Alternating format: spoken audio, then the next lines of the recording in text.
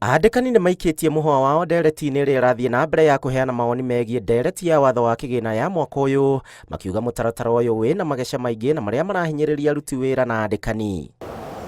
Kũringana na FKE, andĩkwo nĩo megũthiĩ na mbere na gũkomerwo nĩ mũrigo ũyũ wa magoti, rĩrĩ nao andĩkani mekũremwo nĩ kwandĩka aruti wĩra angĩ, kuona thogora wa wonjoria gũkũ bũrũri-inĩ nĩ ũraritũhio nĩ magoti.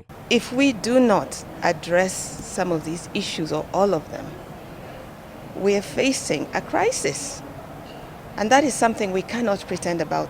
Ciama cia andĩkani nĩ cineanĩte mendekithia macio kũrĩ kamĩtĩ ya kĩgĩna ya mbunge, makĩũria mendekithia maya mekĩrĩrwo nĩguo gũthara andĩkani na andĩkwo makahota kũhonokia mĩcara yao. It pains us to see members either dropping out or retrenching with redundancies, and we know what that means. It means more people are on the streets. And what does that mean for the government?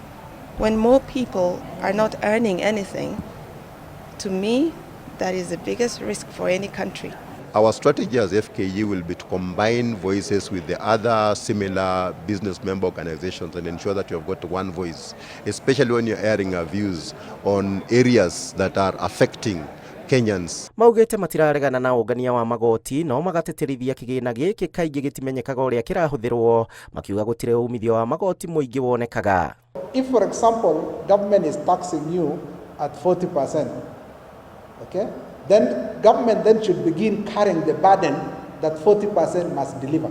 The impact of some of these policies that are there, and seeing how to work with government.